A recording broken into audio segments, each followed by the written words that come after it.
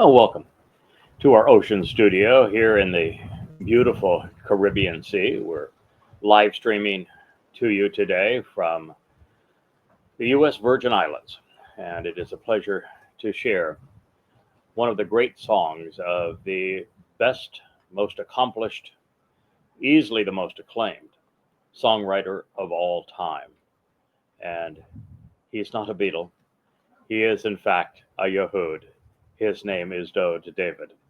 We're going to begin this portion of the YAHOWAH blog, and I am your host, Craig Winn, picking up where we left off in our last program on a book that I wrote called Coming Home.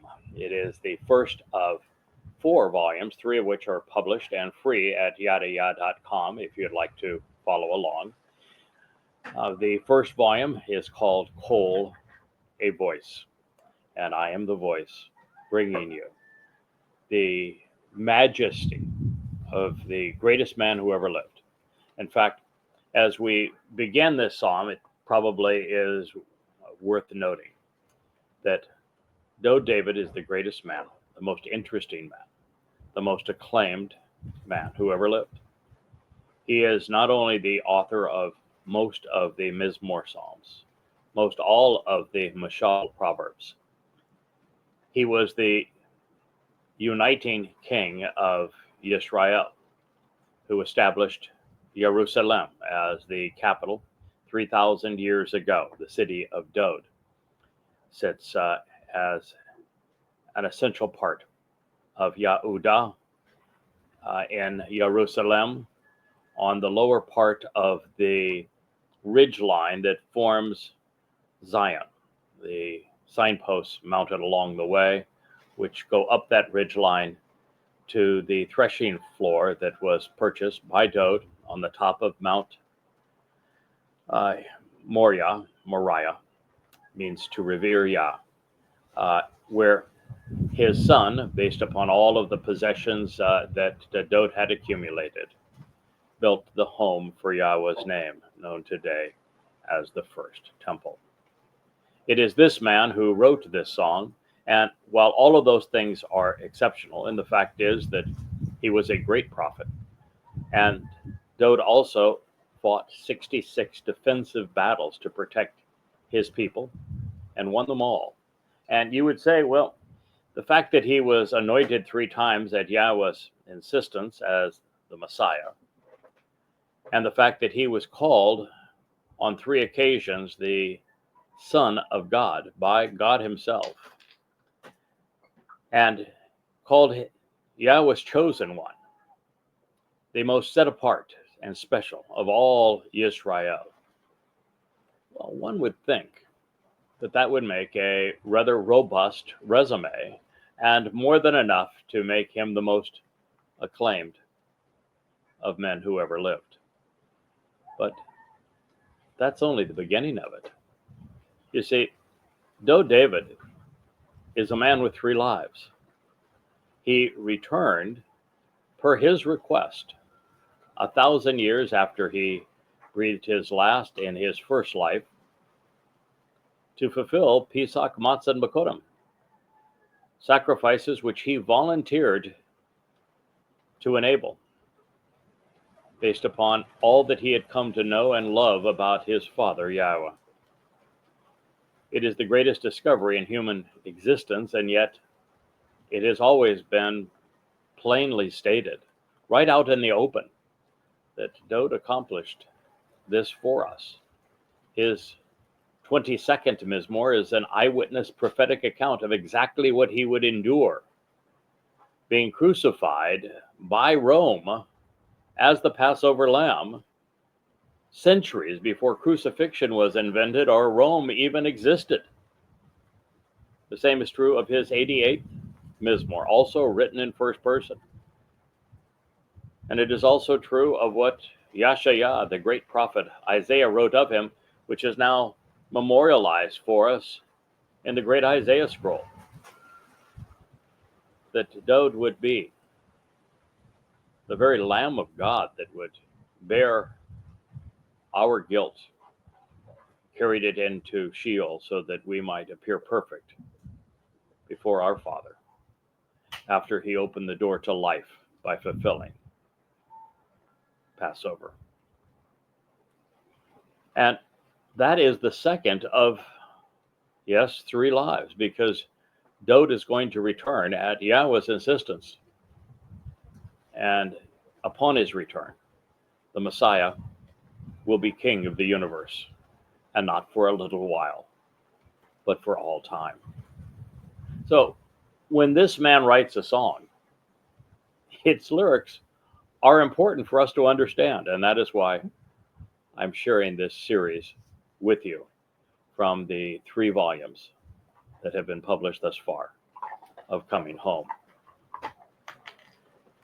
We are right now being sharing this stage with my 2 puppies, so we're hopeful that they don't knock over the microphone or anything in the process. I think they're out of camera sight. We'll begin. This is the introduction to this song. We do not have the introduction itself as part of the Dead Sea Scrolls, so all we really have in this particular case is the psalm itself. But I'm going to share the introduction with you, and we'll talk a little bit about this man that is part of the introduction to the 3rd psalm. It is a mizmor, a song, whereby there are lyrics set to music of Dowd. He is the beloved, and Dowd is the correct pronunciation of his name. It is not David.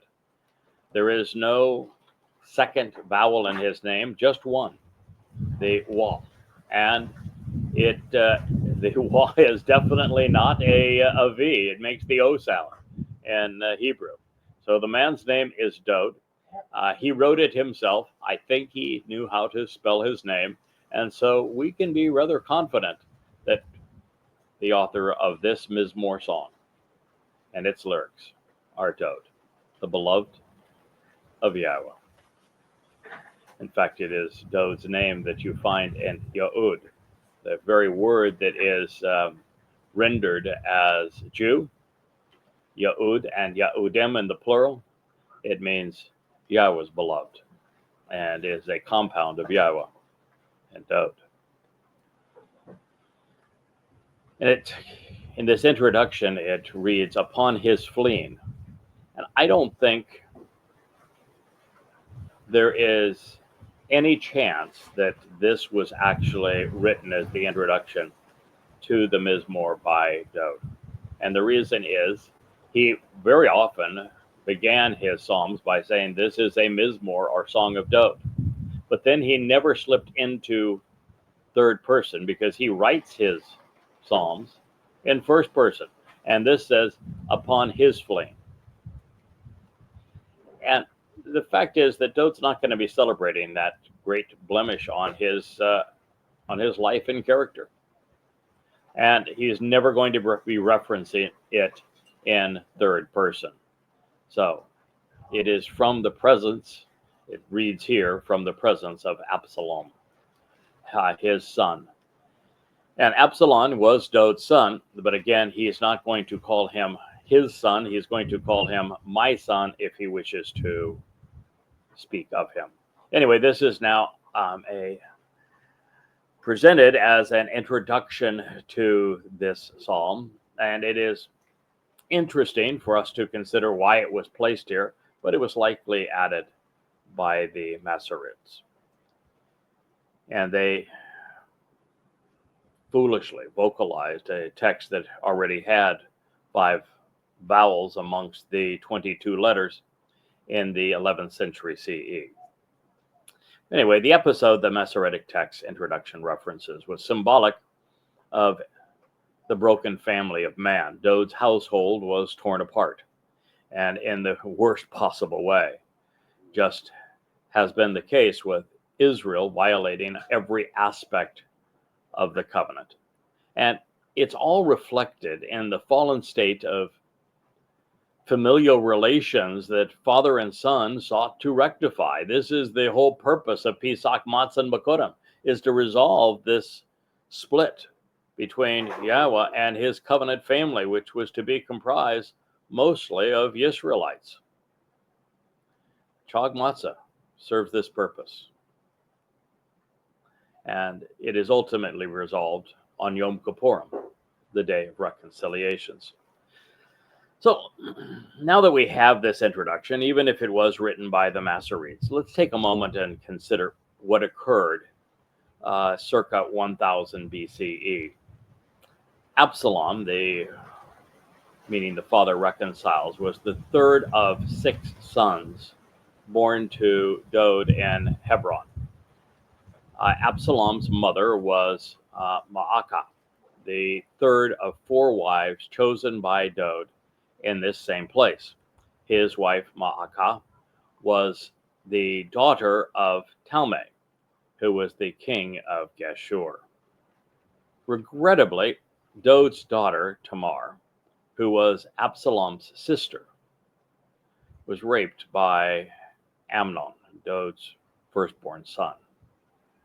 For reasons we may never know, Dod did not intervene and hold his son accountable, at least based upon the records that we have dating to that time. With this evil act unchecked, Tamar sought revenge with Absalom. And as their rage over what had occurred welled up within them, after 2 years' time, Absalom sought to avenge his sister's rape, sending his servants to murder a drunken Amnon during a feast. So they killed Dod's wayward firstborn son for what he had done. Immediately thereafter, Absalom fled to his maternal grandmother, the aforementioned king of Geshur. I should say grandfather. He was the king of Geshur. 3 years later, Dod erred again. And the fact he's not a perfect man doesn't change the fact he's still the greatest man who ever lived. He's very real. And with Dod, we see the highs and the lows, the sparkling diamond, and actually the boils as well. He is presented for us to know the full extent of this man's rich character. And so 3 years after all of this, Dod forgave his son, Absalom, for killing his firstborn. And so he returned to Jerusalem. Now listen, none of this is acceptable. I mean, you don't wrong a right by making another wrong.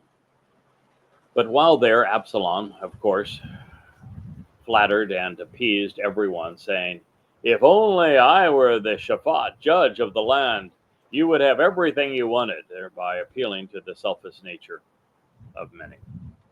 After 4 years of being subversive and duplicitous, Absalom declared himself king. He even slept with his father's concubines. Having played the role of a modern politician to perfection, and by offering the people what was not theirs to take or his to give, many flocked to him, leaving Dod somewhat vulnerable and isolated. Now, upon hearing of the coup and subsequently infiltrating his son's court, Dod took his time committing his troops to battle. But finally, he had his nephew, Joab, his most valiant and, heroic, disciplined, really wise commander, confront his son and the usurpers aligned with him in the woods of Ephraim, where they would rout Absalom. You know, one of the reasons that I'm telling this story to you, even if this Masoretic introduction to the Mizmor was contrived, is because Absalom's coup, his rebellion against the one man at this time Yahweh had inspired to speak for him, was not contrived. Absalom did lead a contentious rebellion against Yahweh's chosen one, Dowd. It is prophetic in a way, and also a harbinger of something that happened previously when Moshe's own family, his brother and his sister, Aaron and Miriam, confronted him, tried to undermine him with his chosen bride, and then said, "We also speak for God." It was a rebellion that Yahweh himself had to put down, because not everyone speaks for God. When someone speaks for God, they know it, and you know it, or at least should. Same thing was true with Dowd. And now, 3,000 years after this rebellion took place, we have another affirmation of the same thing, as Yahweh has many hundreds of prophecies explaining how he's going to speak through me. I am the coal voice in this matter, Dowd's herald, reacquainting God's people not only with Yahweh's name, but with his son's exploits as never before. And I have faced the exact same kind of challenge. And so there are lots of times where Yahweh reminds us that all who have spoken for him and have served in this unique way have undergone the same kind of challenges, and that ultimately they have to be resolved appropriately. In Miriam's and Aaron's case challenging Moshe, Yahweh resolved it resolutely. In the case of Dowd with Absalom, we're going to find out that Dowd did not handle it well. He did not turn to Yahweh for resolution. And as a result, it was handled very poorly. In my case, I turned to Yahweh for advice as to how to handle this. He directed me to his Torah. And we have and will continue to do exactly as Yahweh instructs. Well, anyway, as we return to this particular coup, there was a battle in the woods of Ephraim. And as Dowd's overly ambitious son retreated, riding, of course, an ass, a pared, meaning to break apart and separate, Absalom's hair was caught in the glorified Allah. It was a Gado Allah, or a mighty oak tree. I thought that is also delicious in terms of harbingers of things to come. Now, with Allah being glorified by those who would rebel not only against Dowd and against Yahweh's chosen implement, but against all of Yisrael. And this is the form of Allah that was usurped by Muhammad and Muslims to become the name of their wannabe God. Now, his predicament was reported to Joab. Joab means Yahweh is our father. And as Dowd's commander, whom Absalom had previously insulted and sought to intimidate by setting his fields ablaze, Joab called to this location where Absalom was hanging by his hair from an Allah, an oak tree. Joab killed Absalom. 3 darts, right to the heart, even though Dowd had given explicit instructions that no one was to harm his son. Sometimes you have to do what's right, even if those who are in authority don't know it. Upon the news of his death, Dowd went up to the second-story room over the doorway and wept. And as he walked about and carried on like this, he said, "Oh, my son Absalom, if I could, I would have given my life for you. Oh, Absalom, my son, my son." Shamuel, he listens to God, 2 Samuel 18:33. serves to foreshadow Dowd offering his life on Passover and his soul during Matzah as Ab Shalom, as the Father's means to reconciliation. And so while it was very sad when uttered for the son who had gone rogue, it was again prophetic of the Father's Son who would reconcile the relationship with his people. The moment I came to realize that Dowd had volunteered to serve as the Passover lamb and as the soul fulfilling matzah, it became rather obvious that he would ask this of his father. Yes, Dowd made his sacrifice to save Israel and to earn the covenant family's respect so that he could lead them effectively for all time. But I'm convinced he also did, not to save, as I had once thought, but to spare the soul of the son he still loved. Dowd knew that he was partially responsible for Absalom's rebellion and would make amends. It is demonstrative of Father's love for his son and the length he would go to reconcile his relationship with him. But in this case, what I think Yahowah was probably willing to do, considering the extent of Absalom's rebellion against his beloved son Dowd, is that he probably spared Absalom from an eternity in Sheol, which is a major concession by Yahowah to his son, Dowd. Joab's speech to Dowd that day is worth considering. I have had it falsely wielded against me by the retrobates that decided to form a mother god cult and attack me in the process. So I know this speech quite well. In setting the scene, we read, "The victory that day was turned to mourning for all of the people, for the family heard it said that the king," that would be Dowd, "was grieved for his son. The king covered his face and he shrieked with a loud voice, 'O my son Absalom, my son, my son.'" So this is continuing to be cited from the judge turned prophet Shamuel.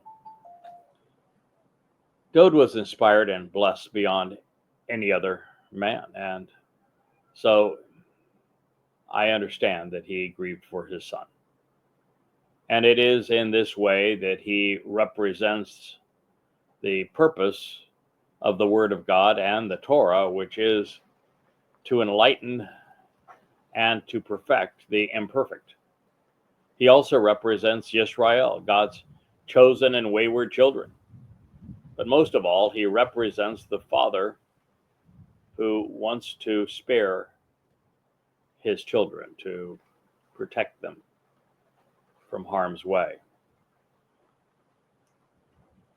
With Dowd, especially when addressed by Joab, Yahowah is also the Father, such that we realize that not only who we are, but what is possible when we align ourselves with the Father who became the Father's Son. So while the voice is Joab's, the inspiration behind every word of this is the Father whom Joab, Yah is the Father, was named. I am certain that Yahowah himself inspired this speech. Then Joab, Yah is the Father, arrived at the home of the king, put about down the ridge line of Zion, still on Mount Moriah. And he declared,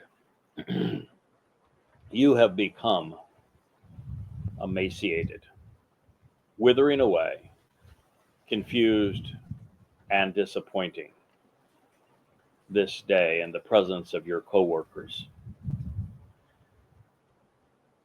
It is true. And this part of the story is worth telling because it has ramifications really on all of us. Dode ultimately withered under the pressure. It had to be enormous. He had been chosen by Yahweh, anointed by Yahweh at 8 years old. In his first public act, he brought down the most menacing of the Philistines, today's people that are mocking us under the Palestinian title have, of course, no relationship to these people, but it is humorous that they chose this name because Philistine means foreign invader. They came actually from Crete. They were menacing the Jews back then. They were essentially terrorists. They hailed, of course, from Gaza. And they Dode with a single stone established the prostration prayer that the Muslims would follow. Old Goliath did a face plant, butt up, right there in front of Dode. And he went on to turning from a hero of his people for defending them against the Philistines to being the feared rival of the king that the people had chosen. Yahweh chose Dode, the people chose Shaul. Shaul and Dode's rivalry mirrored the rivalry between Israel and the church that another Benjamite, Shaul, now known as Paul, conceived in foisting a false Messiah on the world in Jesus Christ. Paul is the author and inspiration behind most all of the Christian New Testament. His letters were the first written, and the first two of the so-called Gospels were written under Paul's edict and inspiration to provide some context for the myth that he had perpetrated in his 14 letters. So it's all a harbinger, a prophecy, if you will, for what was to come.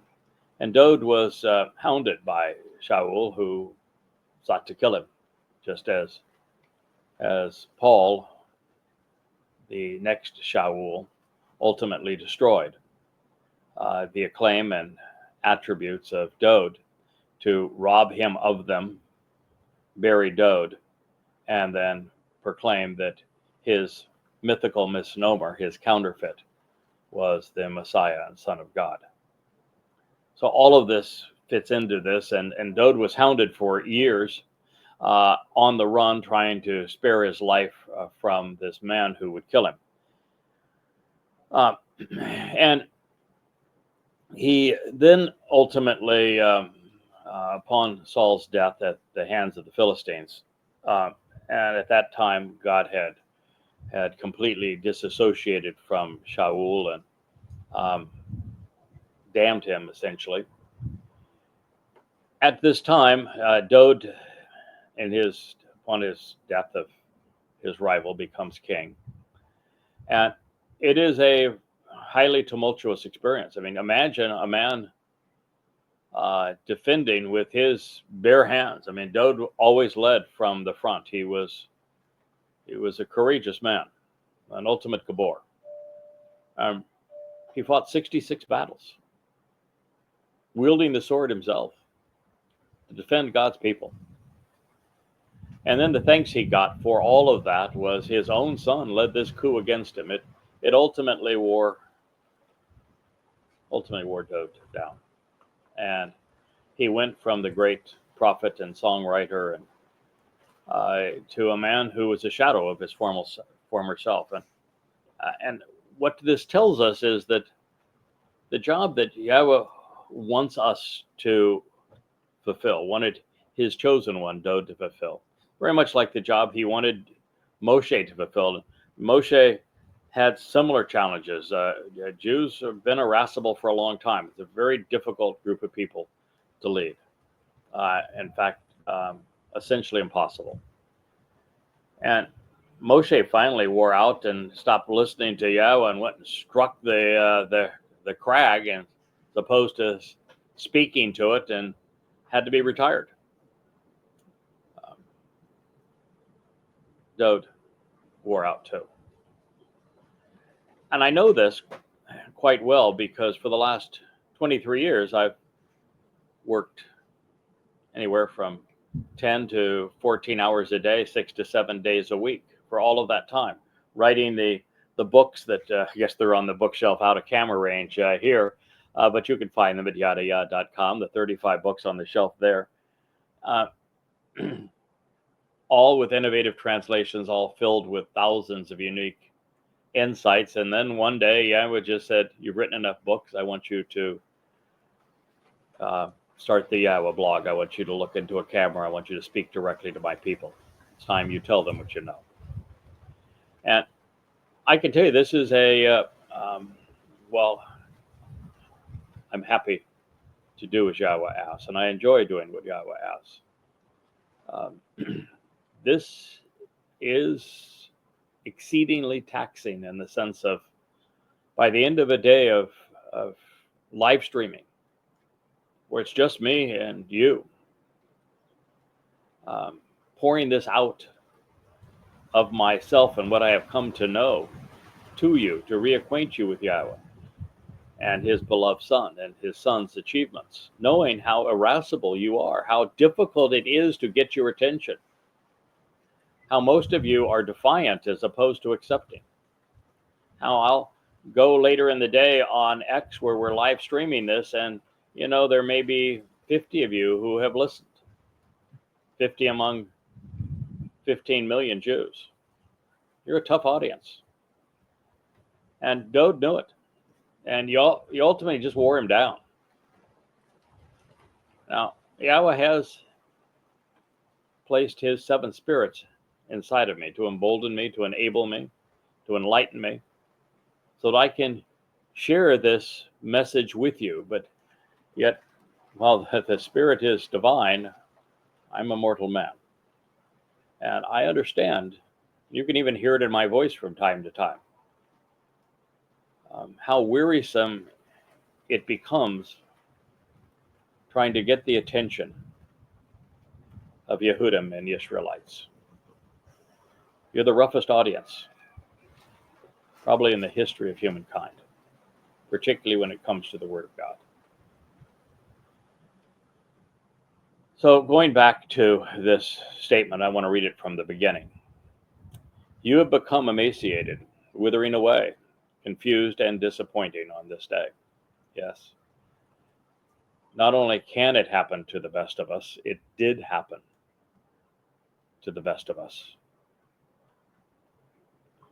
Confused and disappointing this day in the presence of your co-workers, all of whom would have saved your life and the lives of your sons and your daughters and the lives of your wives, even the lives of your concubines. Samuel, listen to him, 2 Samuel 19:5. But you have come to love those you hate, and you hate those you should love. You have implied this day that you don't have leaders or co-workers. I realize that if Absalom had lived and all of the rest of us had died this day, then it would have been seen by you as pleasing and correct. I recognize that this man was a relative of Dode. He was a man who served Dode, and yet he had to correct him. It is a role that I will and have already played. It's a tough role because we respect this man more than any other for what he has done for us. But yet, even Yahweh will challenge his beloved when his beloved needs to be corrected. I've heard him say it to me. I recall one day where I was asking what was going to happen to my beloved fur faces when we were harvested as part of the two upcoming harvests, Shabu and Towrah. And Yahweh's retort was, "So where do you think you're going?" Which turned out to be one of the most insightful lines God has shared with me. And one day when I said, I really don't want to have to go back and rewrite Prophet of Doom, that was a terrible experience, wallowing in the miserable, perverted, disgusting, Jew-hating, genocidal life of Muhammad and the demonic texts of Allah, his wannabe God. And I said, I've rewritten all these other books multiple times, some 8, 10, 12 times. I know I have never rewritten Prophet of Doom in all of these years, and I know that now after 10/7 of 23, it needs to be done, but I really don't want to have to do it. And Yahweh's answer was immediate and bold. It was, I have taken care of you. Now you take care of my people.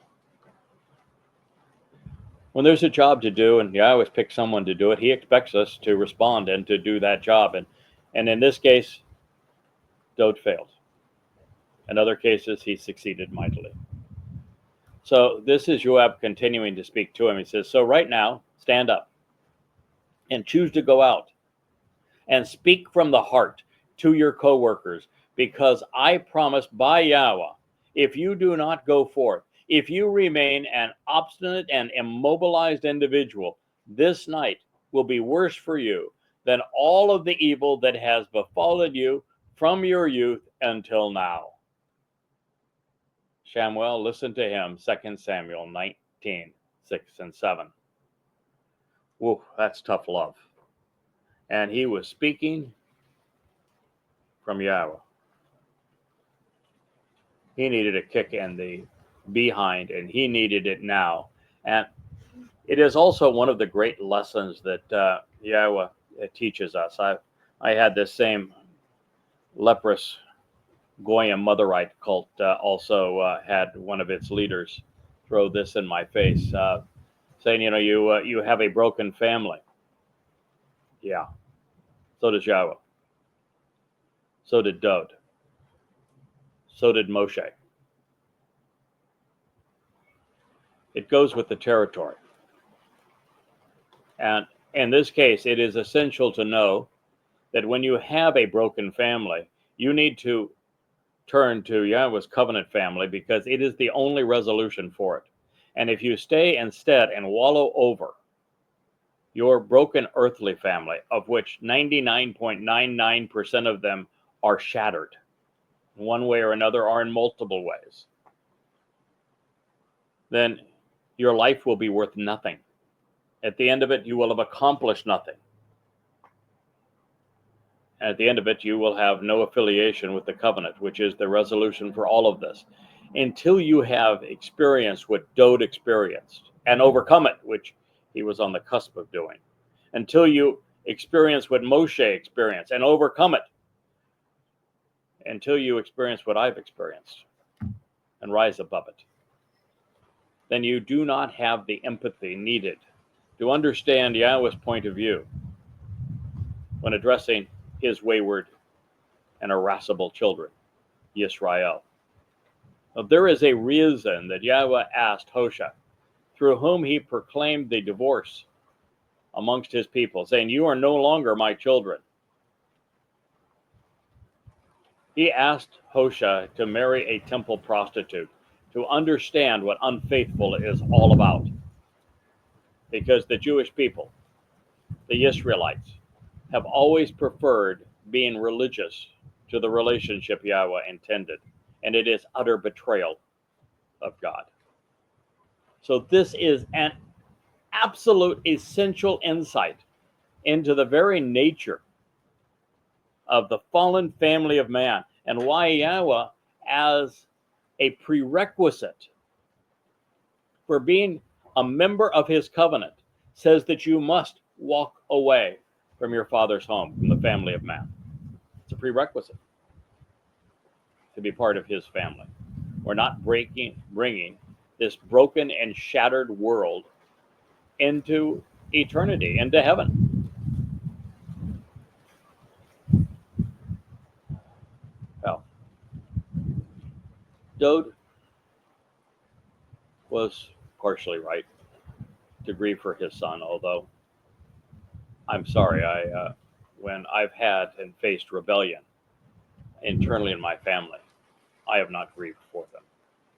I realize that I have a responsibility, and to grieve over something that you've lost is a waste of time. Learn from it, bear the scars of it, develop some backbone by having risen above it, and then go on and achieve something that's worthwhile for others. Depression occurs when we wallow in our own microcosm of familial pain. We don't have the world exactly as we want our family to be, and so we get all depressed and we wallow in it, and we become useless to everyone, including that very family. And Yahowah's advice here is get over it. You have coworkers, you have a job, you have a responsibility. Develop a backbone, and a stem in Hebrew. Actually be a gabor, for which you have been and will be. Man up. Start focusing on what you can do for others, and particularly the covenant family, particularly for Yisrael, which you can accomplish with Yahowah. And the depression is gone. Life has meaning. Your very existence has value. Every moment is an opportunity to do something wonderful. That was the challenge that was being given to Dode. Stop grieving and get going. Start celebrating the relationship that matters. Now that you have this internal hurt that provides empathy, so that you can speak for the heart. You know, there's a reason that Yahowah asked me to stop writing and to stop speaking, to start speaking. Because when I write, I can't convey the passion. I can't be vulnerable. I can't communicate this same level of commitment and credibility that is possible when you can look in my eyes, when you can see my expression, when you can hear the tone of my voice. You know that I come from a place of great conviction and confidence. And that conviction and confidence is not won by having everything being daffodils and glitter. It's not all rainbows out there. Life is tough. We humans have made a mess of it, and it's getting tougher and tougher every day for Jews.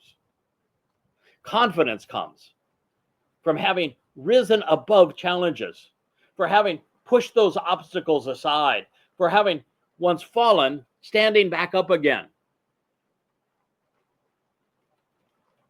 This is how we become useful, not only to God, but to our fellow man. And it was time that Yahowah hold him, his son, accountable for what he had done. Just as our father stood up for us, Dode would have to take a stand on behalf of his people. Yeah, in particular, Absalom. He was guilty of sin. Now, in the case of Chag Matzah, Chag Matzah can go a long way to resolving our guilt. It can't go so far as to resolve what Absalom had done.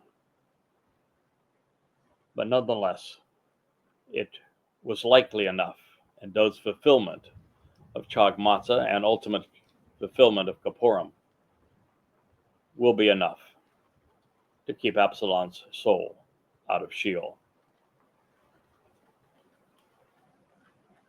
Dowd should have hated what Absalom had done, and he should have stopped loving him as a rebellious son. But Dowd couldn't stop loving his son. And maybe it was just projected guilt, where Dowd knows that he should have resolved the issue of, well, he should have done a better job of raising his firstborn so that his firstborn didn't rape his daughter. And then when he did, he should have held his firstborn accountable. And none of this would have occurred, and Dowd knew it. And the guilt that Dowd felt here, and the fact that he responded so poorly, Dowd knew the only way to recover from this, the only way to have credibility again, was that he himself would volunteer to fulfill Chag Matzah. Now, if we can view all of this from the perspective intended by the dedication, whether it was projected on this mizmor or not, and if so, and if not, nonetheless, we have been enriched by the knowledge of what occurred, by the fact that we recognize that most all of Yahweh's prophets, witnesses, messengers have experienced the same thing in life, so that we're in a position to have the conviction and character to stand up and be accountable. And Yahweh asked me to expose and condemn Islam. I'm going to tell you that takes some character. No one has done what I have done and lived to never survived it. And I did so under my own name. That's why I'm bringing you these programs under my own name. I'm not hiding from anyone. That's why I moved the studio outdoors, so you know that I'm not hunkered down someplace. I'm out for all to see. I'm afraid of no one. I serve Yahweh.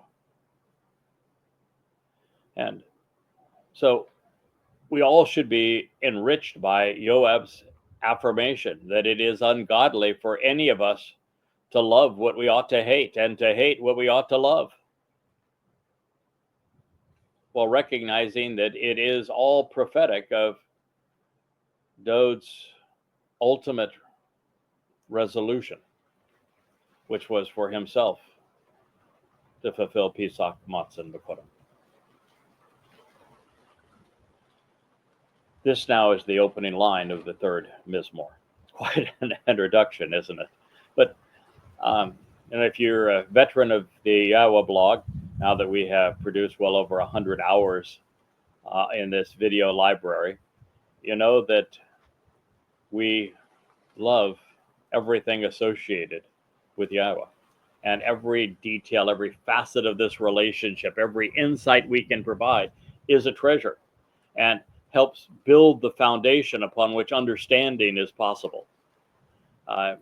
Gives you the proper perspective to know who I am, who Dowd is, who Yahweh is, and who you are, particularly if you are a Yisraelite or Yehudim. Yahowah, now that's a name that many of you reject. It's a name that your religious leaders erased, robbed you of, removed it from your lives, even though your very name, Yahud, is a compound of Yahweh and Dowd, meaning Yahweh's beloved. Yahweh is God's one and only name. He explained it quite clearly to Moshe. It is in the midst of the Torah. For someone to claim that they're Torah observant and not to proclaim Yahweh's name means that they are a liar, which would include all rabbis, all Haredim, all Orthodox, and even Reformed Jews. Yahweh is an accurate transliteration of the name of Eloah, God, guided by his Torah instructions regarding his Haya existence and our Shalom reconciliation. All of these words, which are readily pronounced in Hebrew, tell us exactly how to pronounce Yahweh's name. It is irrefutable. So the question begins, Yahweh, what is the extent and why the increasing number, Rabab, who are the most concerning? How many are there, and to what purpose is the mass gathering and magnitude of my adversaries and troubles, Sar Ani, of my foes and unfavorable situation, of my enemies and would-be oppressors, of my dire straits and narrow confines, even opponents who are lowly and little, from Sha'ar, to be bound in, confined in a narrow place, besieged, tied up, and vexed. A great many rob, the preponderance of the people, a majority, an abundant and extensive amount, rise up. They take a stand and are established. They're honored. They're even exalted. They're incited. They're empowered against me. Al-Ani, Mizmor lyrics to be sung, Psalm 3:1. Well, that's the answer. The reason that the story of Absalom was put as an introduction to this psalm by the Masoretes 1,100 years after it was written is because they were looking to explain what Dode was talking about, and they had no clue that it wasn't historic, but was instead prophetic. If you listen to the previous program that I did in Coming Home 1, you'll know that I specifically stated that it is unlikely that the introduction mentioning Absalom, preceded the third Mizmor, because of the fact that the third Mizmor was early in Dode's life, not late in Dode's life, and the Absalom rebellion was late in Dode's life.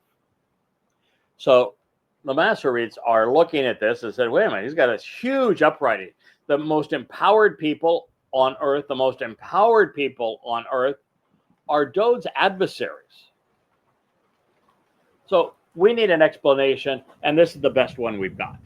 But it doesn't fit. Not only doesn't fit in terms of timing, the people who were rising against him weren't the most powerful, and they weren't all that particularly numerous. Most people continued to side with Dode. And Dode would never ask the question, what's the extent of this? When he knew it was his own son's uprising. He would never have asked this question. And so this whole thing doesn't pertain to that. Let me tell you what it pertains to. Dode ultimately volunteered, as we have begun to put together the pieces from the first two Moed Mizmor, to fulfill Pesach, Matzah, and Makodim on behalf of his people. And the sacrifice, while exceedingly painful and courageous for Dode to make, wasn't the most difficult part. The biggest challenge was that Dode realized that the vast majority of his people would deny what he had done, and that his very people would foist a false Messiah to claim his attributes and to acclaim his achievements. Far more painful is to have made the ultimate sacrifice, the ultimate expression of love, and to have your own people not only deny it, but ascribe a false Messiah to credit him for what you have done. And so Dode as a prophet has been taking forward in time, and he's saying that the entire world has turned against him and what he achieved. Let me explain this to you. Christianity is nothing more than a renunciation of Dode's titles, Son of God and Messiah, and Dode's title, Savior, Dode's title, Chosen One, Dode's title, Melech King, and ascribing all of this to a counterfeit named Iesous Christou, who later became known as Jesus Christ. That's all it is. It's robbing Dowd of what he did and creating a mythological individual to renounce all of Dowd's achievements and his titles and replace him with another, a myth. And it's the most popular religion in human existence, and it was founded by a rabbi, one named after Dowd's nemesis, Shaul. That's why Habakkuk, 666 years before Paul wrote his first letter, condemns Shaul by name, calling him the plague of death, and details the most important aspects of this goddamn religion known as Christianity. They piled their religious rubbish right on top of what Dowd had achieved, hiding it from his own people, and it was his own people who were responsible for this, particularly the Benjamite Shaul known as Paul. So this is where we stand. And then his own people also created, within 100 years of that time, less than 100 years of that time, the religion of Judaism, Rabbi Akiba. Rather than destroying the myth of Christianity and say, no, that isn't an Iesous Christou. There is no Iesous Christou. There is no Christ. What you've done is simply counterfeit through replacement foolology all of the promises made to Dowd. He told us when he was going to arrive,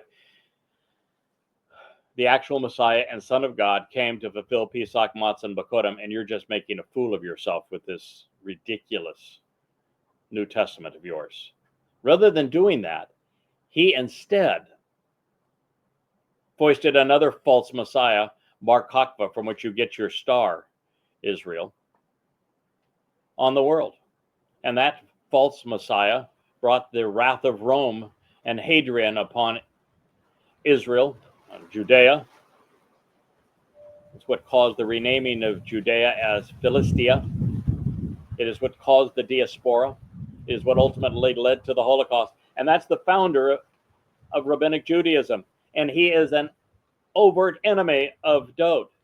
He is one that is restricting all of the knowledge of what Dowd has achieved. And it's the most prevalent religion among Dowd's people. And then there's Islam, which also demeans Dowd, turning him into a godforsaken Muslim, presenting what the Talmud has to say about Dowd. It's disgusting, really. And Muhammad to elicit the pledge of Aqaba from a bunch of pagans out of Yathrib, which was a Jewish town, pretended to be the Messiah himself. Something that the Jews, of course, in Yathrib mocked when he came into town. The second greatest, most popular religion amongst humankind also has a false Messiah. Between them, over 5 billion people, plus the majority of Yehudim. That is what Dowd is asking about.